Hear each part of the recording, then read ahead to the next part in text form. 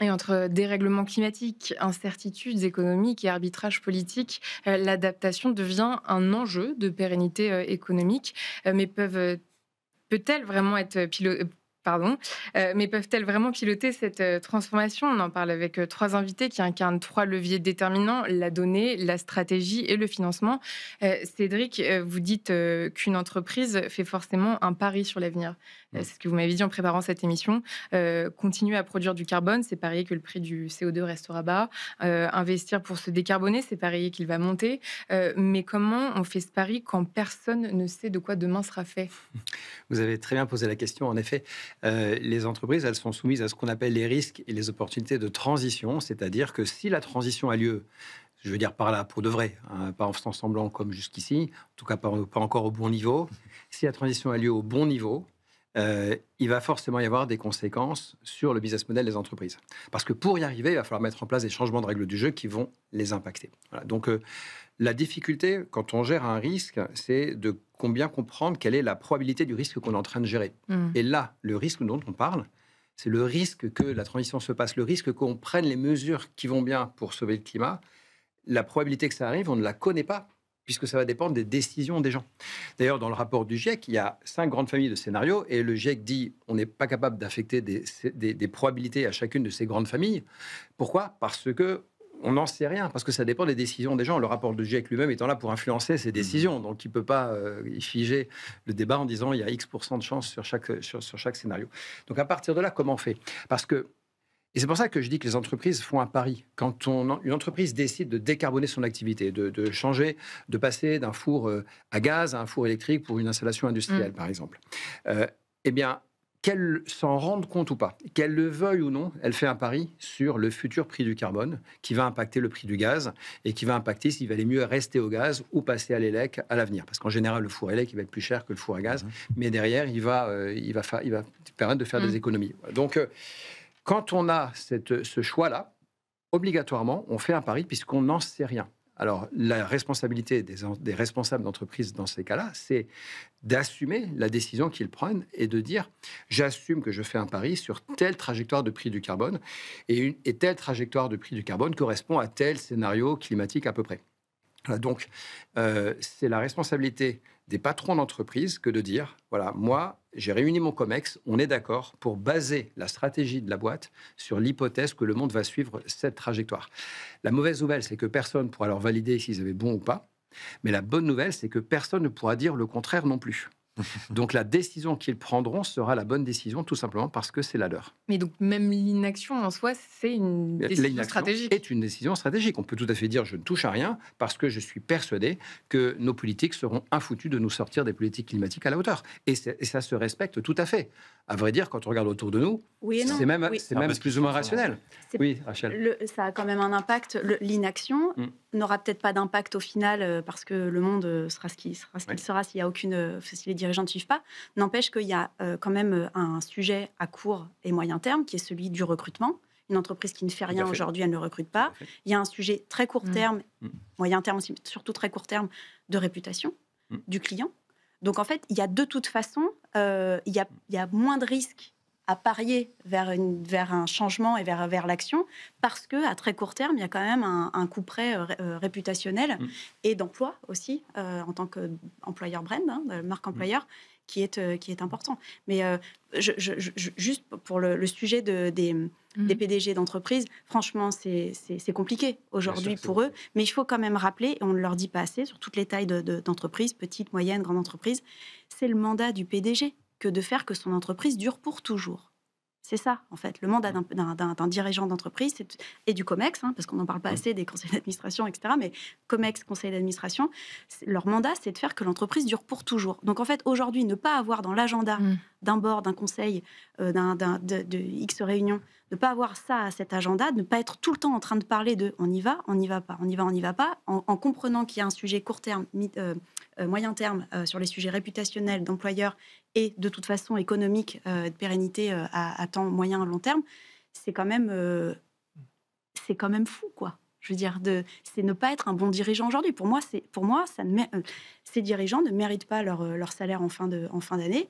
Les conseils d'administration ne méritent pas leur jeton si ce n'est pas à l'agenda. parce que ce n'est pas ce n'est pas aller dans le sens de sa mission, qui est d'assurer la pérennité de l'entreprise. Et si je vois Pour beaucoup d'entreprises, oui, en fait, c'est même plus un pari. Nous, on accompagne beaucoup de PMI ou de TI industriels qui sont des sous-traitants de grands donneurs d'ordre. Par exemple, on accompagne des verriers pour décarboner leurs fours qui produisent des bouteilles ou des flacons pour des marques de luxe. Ces marques de luxe ont pris des engagements. Et ils leur disent, en 2030, on doit être neutre en carbone. Donc, ça sera avec vous ou sans vous. Vous ne pourrez plus répondre à notre marché si vous n'avez pas décarboné votre process. Donc là, pour le dirigeant, ce n'est pas pour les grandes histoires de climat, etc. C'est juste, lui, existentiel. S'il veut continuer à être référencé sur le marché... Le luxe, c'est une niche quand même. Alors, parce que quand on est dans le luxe, on peut se permettre de vraiment soigner sa réputation. Et on a même besoin de soigner sa réputation. Ça ne s'applique pas à l'intégralité de l'industrie, ce raisonnement. Tous les grands donneurs d'ordre qui sont quand même en contact avec des consommateurs, il y a des enjeux réputationnels, d'autant que dans l'emballement de la COP21, etc., beaucoup ont pris des engagements publics de neutralité carbone. Beaucoup se rendent compte maintenant de ce que ça veut dire concrètement et des investissements qu'il faut faire en face. Ça coûte de l'argent. Mais mine de rien, ces engagements, ils ont été pris publiquement. Et donc, ça compte surtout quand ces boîtes sont face à des consommateurs. En tout cas, ça a permis de mettre en place la réflexion de « mais en fait, je me suis engagée, mais est-ce que je suis en capacité d'aller regarder sur toute ma chaîne de valeur J'en suis où ?» Et en fait, là, à fin 2025, ce qu'on voit aussi, c'est qu'après toutes ces années quand même de compréhension de ce que je dois faire pour me décarboner, pour vivre dans une économie bas carbone, on voit quand même des entreprises qui sont en capacité de verbaliser un retour sur investissement de leurs actions, un impact sur la top line, donc le revenu. Parce que quand je réponds à un appel d'offres, le fait d'avoir ça de narrative ESG à raconter versus mon concurrent qui n'a que ça, eh ben, je gagne quand même beaucoup plus de points dans mon RFP parce que souvent le grand donneur d'ordre a en effet des engagements. Donc il y a un impact en fait sur les nouveaux business, sur le renouvellement de business qu'on a déjà, et puis sur l'accès, la dite bottom line, donc le bas de tableau financier, sur l'accès au cash. L'accès aux prêts, les banques, les financeurs. Donc, je ne dis pas que tout est parfait, loin de là, mais je pense qu'il y a quand même une prise de conscience et surtout un verbatim, là, depuis surtout cette année, je trouve, qui revient sur un sujet purement business. Je sais que je peux aller chercher un retour sur investissement, je peux le catégoriser. Il y a des marques consommateurs qui disent en fait, toute notre action a un vrai impact sur notre NPS, sur notre Net Promoter Score. Ça fait partie des éléments de langage du retour sur investissement qui compte versus la concurrence. Donc, je pense qu'on va dans le bon sens, mais il faut continuer de donner de la voix. Et si ça passe par une lecture très financière de tout ça, eh ben, tant mieux. Si c'est ça, si l'action passe par cette lecture purement financière, très court, moyen terme, eh ben, allons-y gaiement, je veux dire. Je suis d'accord sur une bonne partie, mais en termes d'ordre de grandeur, on n'y est pas encore. Vous parlez des investisseurs qui, en effet, pour avoir accès à l'argent, il faudrait être vertueux. Et en effet, les banques ont des critères, mais bon, à la fin de la journée, quand vous avez le choix entre investir de l'argent dans la société A ou B, la réalité, c'est que l'investisseur, il va regarder le retour sur investissement, il va regarder la rentabilité. Ça dépend des propres engagements. À égalité, à rentabilité égale, il y aura un bonus, il y aura un petit premium pour la boîte qui est plus vertueuse que l'autre, mais c'est tout. Sinon, il ne faut pas se leurrer. Dans la grande majorité, il n'y a pas encore un premium suffisant pour que ça se décarbone. Donc, c'est pour ça que je dis, il y a une limite quand même à cette approche, de dire, on a pris des engagements, on est vertueux, regardez, pour la marque employeur, c'est important, etc. Évidemment que tout ça, c'est vrai, mais on n'est pas du tout au bon niveau. La décarbonation, ça coûte de l'argent et c'est pas rentable par défaut. Si vous prenez l'ensemble des gisements de décarbonation qui sont à disposition d'une entreprise et même de l'économie dans son ensemble, il y en a un certain nombre qui sont rentables, donc on va les faire. On ne sait pas pourquoi on les a pas déjà fait, on avait la flemme, je ne sais pas quoi, on va les faire, on est en train de les faire. On n'avait pas vu. On les avait pas vus, exactement, mais voilà, ça c'est parti, on est en train de les faire, et notamment parce qu'on a pris des engagements, il faut tenir nos engagements, donc on commence par faire les trucs rentables. Mais une fois qu'on a fait les trucs rentables, les suivants, ils sont neutres, et les suivants d'après, ils coûtent de l'argent. Et si on n'a pas mis un prix au carbone, ces investissements ne sont toujours pas rentables. Il faut rendre ces investissements rentables, c'est ça, mettre un prix au carbone. Donc, changer les règles du jeu, et ça se situe au niveau de l'État, voire de l'Europe, changer les règles du jeu, ça va permettre de rendre la transition, la décarbonation rentable. Et il y a besoin de ça, parce que la rendre désirable ou obligatoire, franchement, on a essayé. Ça ne marche pas. Et la rendre rentable, c'est le truc qui va vraiment pouvoir faire basculer l'économie de manière en plus efficace. On n'a pas assez, je pense, insisté sur l'aspect financier. Et on ne met pas assez la lumière sur, justement, le ROI qui est aujourd'hui raconté par bon nombre d'entreprises sur ces sujets. Alors certaines continuent de le garder rien que pour elles parce qu'en fait, elles voient l'avantage compétitif qu'elles ont déjà commencé à créer et elles ont pour certaines bien raison de le garder parce qu'en fait, sur une planète finie, il y a forcément des gagnants et des winners et des losers, des gagnants et perdants. Donc, je veux dire, et je crois oui, que ramener en fait de la lumière sur les états financiers qui commencent à gagner Justement, vous de avez ces actions. des exemples où la décarbonation rapporte? Par exemple, nous, on a comme client la SNCF. La SNCF ont été capables ce qui devait être au début une bonne action, c'est-à-dire produire des rails, un acier vert, on va dire, avec donc consommer moins de ressources énergivores pour créer des rails, ce qui devait être plus coûteux parce que fait plus localement aussi, avec des énergies, enfin bref, plus local. En fait, ils se rendent compte que non seulement ils réussissent à avoir un rail vert, mais qu'en plus, ça leur coûte moins cher qu'avant. Parce qu'ils ont continué en fait d'améliorer le circuit pour le faire. Et ça, c'est in fine, ce que la SNCF retient aussi, c'est que bien sûr, c'est plus vert, mais surtout, c'est moins cher. Et donc, le fait d'avoir complètement repensé la manière de se sourcer, la manière d'orchestrer et de correctement piloter en fait les sources d'énergie dans leur chaîne de valeur pour s'alimenter en acier, en fait, tout ça, ils ont en fine-tunant, pardon pour les anglicismes, voilà, en affinant, pardon. En fait, ça leur a permis ça. Donc, c'est un travail de temps long, mais c'est la compréhension de leur chaîne de valeur et le fait de dire oui, non, dans ce que j'arrive à voir, en fait, au plus clair, qui permet, en fait, les meilleures décisions aussi qui ont un impact sur un PNL, sur un état financier. Et vous, messieurs, parce que Rachel met beaucoup l'accent sur le retour sur investissement, vous avez des exemples à donner pour être concret de décarbonation qui rapporte? Alors, nous, c'est vrai qu'à l'ADEME, on vient justement dans les failles du marché. C'est-à-dire quand il faut combler un delta de coûts entre la solution business as usual et puis la solution décarbonée. Et sur certaines technologies qui ne sont pas encore matures, forcément, il y a une faille de marché et donc il y a de l'argent public qui est là fondé à venir combler cette faille et à financer ce delta de coûts. Donc ça c'est vrai. Et sans prix du carbone au bon niveau, l'acier ne va pas se décarboner spontanément. Faut c'est des compléter, investissements qui sont vraiment massifs. On a un grand exemple en France d'une énorme aciérie. C'est 2 milliards d'investissements pour transformer l'usine. Il y aura 1 milliard quasiment d'argent public. Sinon, ça ne se fera pas, étant donné les prix du carbone. Donc bien sûr, ça c'est vrai. Mais ensuite, on a plein d'autres cas où le problème, il est surtout informationnel. Il est surtout sur les incitations. On parlait des donneurs d'ordre qui ont pris des engagements, mais il y a aussi la commande publique. La commande publique, à partir du 1er janvier l'année prochaine, il y a une clause environnementale obligatoire. Donc à chaque fois qu'un acteur public va acheter quelque chose, il va devoir comparer les offres qu'il reçoit aussi sur ce critère environnemental. Donc il faudra bien que les entreprises se soient équipées pour se différencier sur ce sujet et pas simplement montrer leur prospectus publicitaire pour dire je suis plus vert que mon concurrent. Non, il faudra vraiment qu'ils montrent des marques tangibles de transformation qui justifient son offre plus verte que son concurrent. Et ça aura quel poids ce nouveau volet environnemental? Il est défini ou il sera variable peut-être selon les marchés? Oui, ça je pense que dans la cuisine très concrète de l'achat public, il faut voir comment il est pondéré par rapport à d'autres critères, mais en tout cas c'est un premier pas. Voilà, c'est un premier pas. Oui, voilà, on sait ce que ça veut dire. Ça veut dire qu'on a mis un critère et on ne sait pas lequel il est. Le sujet, il est même plus amont. En fait, il ne faut pas que ça reste. Enfin, il faut pas que cette commande publique-là et le verdissement de cette commande publique, elle reste à la commande publique. Ça doit devenir une politique au niveau de l'industrie.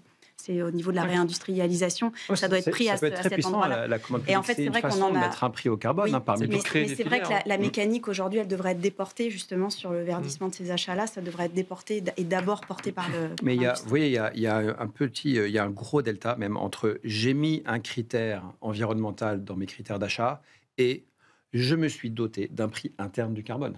Allez voir les ministères, allez voir les administrations, demandez-leur s'ils ont mis un prix interne du carbone. J'ai eu l'occasion de le faire avec un ministère récemment. La réponse, c'est non.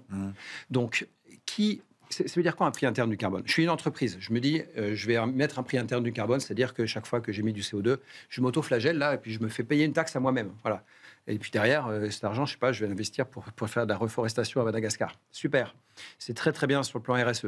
Mais je vais flaguer ma rentabilité. Voilà. Je suis une entreprise, je n'ai pas à faire ça, je dois durer sur le long terme. Ma responsabilité, c'est de rester en vie, et donc je dois être rentable et compétitif.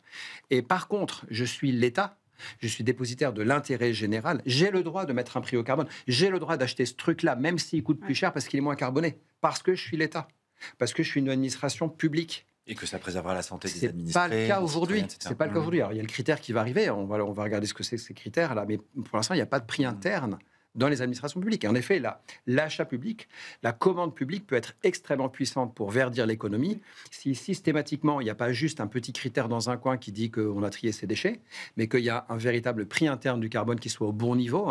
Chez France Stratégie, ils ont pondu des prix du carbone qui sont tout à fait justifiés, cohérents à suivre pour l'administration publique. 250 € la tonne dès maintenant. Et bien, à ce tarif-là, c'est élevé. À ce tarif-là, ça va bouger vite. Et là, en effet, c'est la valeur totale du carbone utilisée par l'État. Si on part là-dessus, je peux vous dire que la commande publique, elle va faire bouger des choses. Pour revenir aux entreprises, puisque Cédric pousse ce sujet, il se trouve que moi, je l'ai testé chez Nursis. On s'est auto-flagellé, pour reprendre le terme, mais selon une méthodologie qui est beaucoup plus douce. C'est une auto-flagellation douce. Voilà, on va dire ça comme ça. Et surtout, je la partage parce qu'elle est réplicable partout. Au-delà d'aspects techniques ou d'entreprises qui sont contraintes aussi, selon les secteurs d'activité dans lesquels elles œuvrent, ce qu'on appelle un prix fantôme. On associe à un bilan carbone d'un site, d'une unité de production, d'une business unit, de ce qu'on veut, un prix. Donc moi, je l'avais fixé à 100 € il y a 5-6 ans, ce prix-là. Le but, c'était de faire prendre conscience aux directions que de façon indirecte, les choix qu'elles faisaient dans la conduite des opérations pouvaient avoir une conséquence dans le bilan comptable à la fin de l'année et que ça pouvait dégrader leur performance économique. Ça a été un outil hyper intéressant parce que tout d'un coup, le sujet est devenu beaucoup plus tangible, même si c'était une façon fantôme de le faire. C'est-à-dire que ça ne donnait pas lieu à une réelle ponction et une réelle perte. Par contre, moi, je m'en suis servi indirectement en disant, en fonction de ça, on vous dotera de plus ou moins de budget pour faire des œuvres environnementales sur le territoire où vous opérez. Et comme les salariés étaient impliqués, ça a un peu frotté. Et c'était un outil hyper intéressant pour faire prendre conscience déjà de l'importance de mieux traiter le sujet en amont ça illustre très bien en fait un truc qui est malheureux d'ailleurs dans notre cas, c'est que souvent les ROI sont plus indirects que directs. C'est pour ça qu'on a besoin de données et de bien mieux piloter la data pour rendre plus tangible ce caractère indirect que peut-être celui sur la fierté des équipes, l'attraction des nouveaux talents et de plus en plus sur un volet économique, mais qui se mesure pas encore franchement suffisamment bien, en tout cas pour les secteurs que moi je côtoie beaucoup. Pour les entreprises avancées, je dirais plutôt grandes entreprises qui ont déjà mis tout un tas de pratiques en place. On voit quand même un ROI financier arriver là depuis 5 ans de travail acharné. Et ça, vous le voyez sur des secteurs assez variés. On le voit sur des secteurs variés. En revanche, on le voit sur des tailles d'entreprises, sur des grandes entreprises, en fait, qui sont suffisamment à l'échelle et qui ont suffisamment d'historique de data. C'est ça aussi, qui ont démarré. Il y a suffisamment tôt qui ne nous ont pas attendu, par exemple, de démarrer, enfin qui ne nous ont pas attendu pour démarrer. Et en fait, on voit que ces entreprises-là, elles sont en revanche dorénavant, grâce à la technologie, en capacité de continuer d'affiner leurs analyses à l'échelle de leur activité, de leur chaîne de valeur, amont-aval. Et elles ont en fait cette compréhension-là beaucoup plus fine. Et on travaille avec ADO, par exemple, qui fait des choses fantastiques au niveau des achats dans leur magasin. ADO, c'est donc tous les Leroy Merlin, où vous avez une compréhension à l'acheteur dans un rayon de l'impact d'un climatiseur ou d'un autre type d'outils de refroidissement en plein été, parce que ça a un impact au niveau du rayon et je choisis quoi là. Et le monde ira mieux aussi quand il y aura suffisamment de granularité de la data pour aussi indexer les salaires, les performances, Donc aujourd'hui, toutes les entreprises n'ont pas la même capacité à évaluer les risques. Il y a celles qui ont un historique en fait et une compréhension, qui ont compris très tôt qu'il y avait un vrai enjeu économique à agir vite parce qu'il y aurait des gagnants et des perdants sur une planète finie, dans un monde fragmenté déjà et sur une planète finie, et qui sont dans une logique en fait de course économique et qui savent très bien que l'impact climat va les impacter et qu'elles sont suffisamment smart pour être sur leur mandat de « je dois durer pour toujours ». Donc, je m'organise tout de suite. Cédric, sur cette capacité à évaluer les risques, Je vais peut-être sur la data, qui est un point très important. On est en train de vouloir faire une transition et un chamboulement très profond de l'économie. Par conséquent, pour comprendre ce qui se passe, il va falloir énormément de data et de la data la plus fine possible. Sans cette data, on va piloter complètement à l'aveugle. Et avoir des outils puissants qui ont des historiques longs, qui vont pouvoir permettre de regarder ce qui s'est passé autrefois, comparer dans le futur comment est-ce qu'on fait évoluer les choses parce que le monde change, c'est indispensable pour pouvoir anticiper et prendre les bonnes décisions. Si on n'a pas ça, ça va être comme quelque chose qui est rouillé, qui est avec des frottements. Voilà. Et ces frottements, la data peut permettre de mettre de l'huile. Et parce qu'on a identifié là où il faut aller, on a chiffré les bénéfices de telle ou telle action, on va pouvoir prendre les décisions qui s'imposent, alors que sinon, à défaut de data, souvent, la décision par défaut, c'est la non-décision. Ouais. Et la non-décision, c'est le pire qui peut nous arriver. Donc là, autant avoir les bonnes données qui permettent d'aller au plus fin, piloter l'activité de la boîte. Oui, la data, c'est clé, mais je pense qu'on a collectivement manqué un peu de marketing de la data. Et je pense notamment à la CSRD, qui est quand même une immense opportunité un peu ratée. Enfin, on ne sait pas encore où ça va atterrir. Où on a, franchement, sur le papier, c'est magnifique. Ça permettrait... La Bible, voilà, la Bible, tout est là. C'est vrai. Mais ça a été perçu comme une contrainte administrative, comme un exercice un peu rébarbatif de reporting, alors qu'en fait, il fallait le transformer en un exercice ultra stratégique sur la transformation des business models. Et là, on a manqué, en fait, je pense, un peu de narratif et de marketing. Alors nous, on a développé à l'ADEME des outils qui permettent de prendre les données CSRD pour en faire un outil après d'évaluation de sa stratégie climat, c'est la méthodologie ACT, et qui permet de se différencier par rapport à ses compétiteurs. Mais voilà, je pense que là, il faut redonner du sens à pourquoi on demande aux entreprises de récolter de la donnée. Et ceux qui se sont engouffrés... Pardon, je me permets de vous couper. Rachel puis Thomas. Excusez-moi, oui, merci. Ceux qui se sont engouffrés, on va dire, dans cet exercice de la CSRD, qui de toute façon faisait partie des grands donneurs d'ordre, donc ils se sont dit, de toute façon, on n'a pas le choix de notre taille, on tombe dans ce segment où le calendrier est le plus court pour eux. Ceux qui se sont engouffrés dedans, qui ont fait l'exercice, en fait, ont finalement adoré le résultat de cet exercice. Parce que nous, on a quand même, chez un grand retailer client, les financiers qui ont beaucoup aidé, parce que c'était à la base les monsieur et madame reporting de l'entreprise, donc qui ont beaucoup aidé en fait à organiser la CSRD et le reporting. Ces financiers-là nous ont dit, ça faisait 10 ans qu'on n'avait pas cassé autant de silos dans l'entreprise, et c'est grâce à cet exercice de la CSRD qu'en fait on s'est retrouvés pour reparler du futur de l'entreprise, parce que la CSRD n'est pas qu'un exercice de collecte et de reporting, c'est un outil aussi de construction de plans de transition. Et on ne le dit pas assez, ça aussi, que cette CSRD, c'est ça. Et le fait de devoir organiser la discussion, de devoir organiser la collecte, ça a permis d'ouvrir les yeux sur tout un tas en fait, de choses qui se passaient aussi dans leur chaîne de valeur. Et quand autour de la table, vous avez les achats, vous avez le PDG, bien sûr, vous avez l'IT, la data, ça reste un projet de data aussi, que vous avez la RSE, bien sûr, mais cette gouvernance-là qui se réorganise pour penser l'entreprise, qui doit des comptes, mais qui surtout découvre tout un tas de choses pour sa pérennité. Ça, en fait, on a nos clients qui utilisent notre outil, en l'occurrence pour la partie reporting CSRD, nous disent « mais on continue, bien sûr, l'an prochain. On a le playbook maintenant. On a le playbook, donc on sait comment faire pour regarder les choses dans les yeux. » En fait, je voulais rebondir en continuant de me faire un peu le porte-voix de ceux qui, dans les entreprises, doivent porter les sujets, puisque c'est ce que je fais chez Norcis. Alors, CSRD ou ACT, on s'est frotté aux deux, ont cette grande qualité d'effectivement réunir des acteurs de l'entreprise pour faire de la prospective. C'est vrai sur de la matérialité, c'est vrai dans ACT avec les risques et opportunités climatiques, par exemple. Pour ma part, ça a été un super outil de mobilisation d'un CODIR et des différentes parties prenantes internes. Ça, c'est indéniable. Surtout que bien souvent, si l'entreprise peut revendiquer une forme de vision ou de stratégie climat, elle est rarement partagée et maîtrisée par les acteurs opérationnels ensuite. Par contre, elles posent une difficulté qui est toute cette mesure de données, tous les processus à mettre en œuvre. Et là, ça amuse personne, ça fait passer beaucoup de temps et on n'est plus dans l'action. Moi, le premier, c'est des choses qui personnellement m'attirent peu et je pense que je suis loin d'être le seul. Heureusement, alors pour le coup en France, on ne l'a pas encore dit, mais c'est une force qu'on a. On a quand même des champions en France de solutions numériques qui permettent de piloter, d'automatiser, de structurer la donnée pour libérer du temps sur l'action ensuite.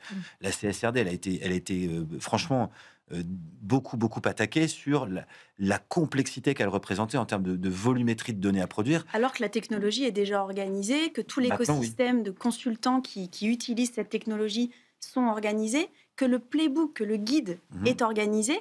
Donc on est allé aussi vite que possible, mais c'est vrai que le marketing total du message n'est pas allé aussi vite. Mais sur la version, on va dire simplifiée, qui s'appelle la VSME, il y a une version plus aussi, bon, et puis ils nous feront une version premium bientôt, mais sur une version peut-être allégée, moins exhaustive, plus réaliste pour une majorité d'acteurs économiques au-delà des très grands groupes qui sont outillés pour encaisser ça, je pense qu'on peut y arriver beaucoup mieux avec cette version dite allégée. Oui.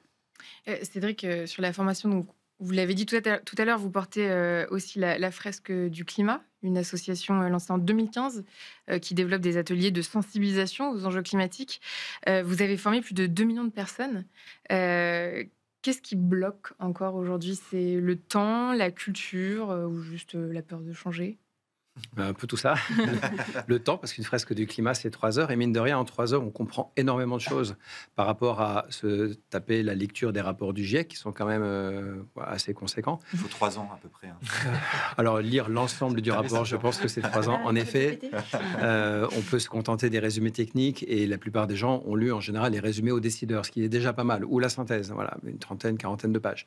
Non, mais là, on a en 3 heures, on a vraiment l'essentiel des messages du GIEC sur toutes les activités humaines, les conséquences, toute la physique et jusqu'aux conséquences pour les infrastructures humaines et pour la biodiversité. Et après, on a une discussion sur, maintenant qu'on a compris que c'est grave, on ne va pas repartir comme ça, le moral dans les chaussettes, on va réfléchir ensemble à ce qu'on peut faire pour éviter le pire. Voilà. Et cette discussion, elle est très instructive parce qu'on voit en effet les réticences au changement. On voit des gens qui sont désespérés, qui se disent il n'y a plus rien à faire, c'est trop tard. Il y a des gens qui disent au contraire, ben non, je crois que ça va bien se passer. Il y a peut-être des gens trop optimistes, un peu naïfs. Et il y a de tout. Et surtout, il y a globalement des gens qui ont envie de se bouger, sont inquiets et qui vont se ressaisir à ce moment-là parce que ils se disent mais c'est une question de survie pour l'humanité, mais on ne peut pas laisser les choses se faire comme ça. Quand on sait en plus que le coût de l'inaction est supérieur au coût de l'action, voilà, il y a plus qu'à. Mais derrière, c'est vraiment une question de là où ça semble incommensurable, impossible à résoudre, c'est parce que ça se joue au niveau mondial. C'est parce qu'il ne s'agit pas juste de changer individuellement. Évidemment qu'il faut le faire, mais ça ne va pas suffire. Il s'agit aussi de changer les règles du jeu pour tout le monde. On voit que déjà, changer les règles du jeu au niveau d'un État, c'est pas simple. Et là, en plus, il va falloir que ça se joue aussi au maillon international. Voilà. Donc, on sait qu'on a du pain sur la planche. Et la fresque du climat, c'est que la première brique. C'est une prise de conscience qui, derrière, doit déclencher une mise en action et qui va avoir elle-même plein d'étapes. Et la fresque, c'est que la première étape. Et Baptiste, vous partagez le même constat sur les freins à l'échelle de l'ADEME? Oui. Enfin, il y a un sujet de formation, clairement, et c'est fantastique. Il y a eu 2 millions de personnes quand même formées avec cette fresque. Bravo. Enfin, moi, j'ai fait la tout fresque. seul, Cédric, en plus. Mais on a aussi une sorte de plafond de verre. Enfin, nous, on le voit aussi sur nos outils un peu grand public pour mesurer son empreinte carbone. On a un outil qui s'appelle Nos Gestes Climat. Là, pareil, on a 2,5 millions de personnes qui l'ont fait. On a du mal à aller au-delà, en réalité. Donc, il y a quand même il y a une masse critique de personnes sensibilisées et qui sont prêtes. Mais ensuite, pour vraiment le passage à l'échelle et la sensibilisation des masses, on a encore des difficultés. Il y a une étude sociologique et cognitive qui a dévoilé un truc que moi je ne connaissais pas du tout. Et d'ailleurs, je pense que j'ai fait l'erreur de l'aborder dans l'autre angle depuis 10 ans. Ça s'appelle le Big Problem Paradox. Plus un problème est grand, vaste et nous dépasse, plus on s'en sent déconnecté et donc on a du mal à passer à l'action. Bon, c'est le cœur même de ce qu'est la lutte contre le dérèglement climatique.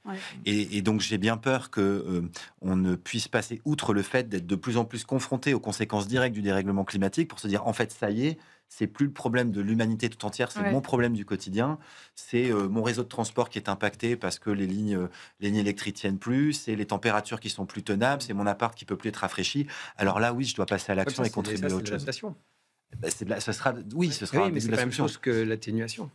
Non, alors là, on rentre dans un autre débat. Et je ne sais plus si on a encore le temps. Mais on a la prochaine émission déjà prévue. Il y a quand même un sujet aussi, c'est que le sujet du climat, c'est repolarisé politiquement en ce moment. Et ça, c'est dramatique. Alors que quand on parle justement de la chaleur dans nos appartements, de ce qu'on mange, là, c'est apolitique. Alors, si je peux me permettre une note très positive sur le sujet, parce que justement, de polarisation politique, etc. Donc, forcément, on pense aussi à Trump, climato-sceptique.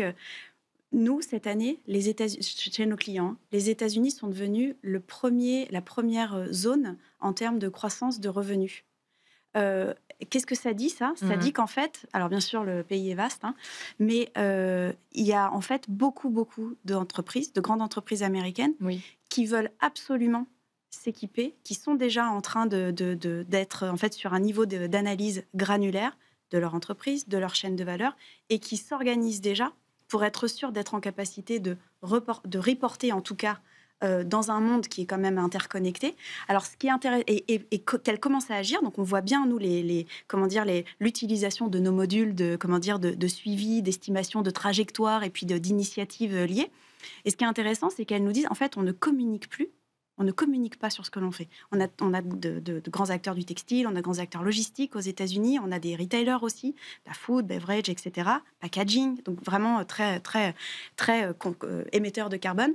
Et en fait, ce qu'ils nous disent, c'est de toute façon, si dans 4 ans, il y a un autre président qui est tout l'inverse d'un Trump, ou pas d'ailleurs, mais ce qu'ils nous disent, c'est nous n'avons pas le choix que on ne peut pas perdre 4 ans de collecte d'informations et se réveiller dans 4 ans en se disant mais tiens, mais tous nos concurrents, eux, ils ont continué. Ils ont continué du coup à être en paix, on va dire, avec les reportings qu'ils doivent faire pour l'Europe, pour l'Asie, parce que l'Asie continue, elle, d'un point de vue réglementaire, à demander aux entreprises qui font du business dans leur zone géographique de reporter. Donc tout ça pour dire que moi, je vois en fait beaucoup d'entreprises qui continuent de voir cet avantage compétitif parce que ça a un impact financier. Et c'est Philippe Zawadi de Mirova qui disait il n'y a pas très longtemps, en fait, c'est la lecture du non financier d'aujourd'hui qui donne en fait l'état des financiers, l'état des états financiers de demain. Et ça, c'est très juste en fait. Et ces entreprises américaines, elles n'ont pas envie juste d'être des gentilles ou de faire bien ou d'être green. Ce n'est pas ça le sujet. C'est sujet de pérennité, sujet d'être plus fort que la concurrence qui aura peut-être plus avancé sur ces sujets de décarbonation et donc d'adaptation dans un monde low carbone. Donc ça, on le voit. Donc ça se polarise dans les débats, dans les médias, mais les grands agents du changement que sont les entreprises, quand même, moi, je le vois continuer. Alors, je ne suis pas à 100% positive sur le sujet, mais je reste optimiste. Ouais. Et justement, Baptiste, quant au fait que ça se polarise, l'ADEME connaît des périodes de tension, notamment des critiques politiques. Certains élus vous accusent même d'agir par idéologie. Qu'est-ce que ça dit, selon vous, de la façon dont la France aborde le sujet? Vaste sujet. Nous, de toute façon, notre rôle, il est très clair, c'est d'apporter l'expertise la plus objective possible au débat public. Donc, il y a ce jeu politique de polarisation, vouloir faire croire que l'ADEME est idéologique quand on parle de sobriété. Non, la sobriété, c'est dans tous les rapports du GIEC. Il faut avoir un discours objectif de la sobriété. C'est pas de l'idéologie. Et sur tous les sujets de la transition écologique, c'est pareil. Donc, nous, on trace notre chemin, on produit de la recherche, de l'expertise. On espère que certains travaux font référence et on continuera à éclairer le débat public. Cédric, vous vouliez ajouter quelque chose rapidement avant qu'on passe à vos recommandations? Oui, en fait, ce sera peut-être une recommandation d'ailleurs. Du coup, on se dit, j'ai envie de croire Rachel quand elle dit les entreprises qui anticipent, qui se décarbonent, etc., c'est elles qui demain seront les plus compétitives. Mais il y a une condition à ça. C'est qu'on ait changé les règles et qu'on ait internalisé l'externalité qu'est le changement climatique via un prix du carbone, quelle que soit sa forme. Taxe carbone, quota, on peut débattre. Mais j'aimerais dire ça. Mais qui s'occupe en ce moment de faire en sorte que le prix du carbone il soit bientôt à 250 € la tonne? Je vois personne qui s'empare du sujet. Il y a une grosse lacune, là, il y a un gros trou dans la raquette. On est tous à vouloir faire les choses bien. C'est le sens de l'histoire. Oui, alors bien sûr que c'est le sens de l'histoire, mais on est tous à vouloir faire les choses bien. On dit tous des choses très optimistes comme ça en disant eh oui, c'est ma performance qui est conditionnée par le fait que je vais me décarboner, etc. À part que ce n'est vrai que dans un monde qui s'est doté d'un prix du carbone assez élevé.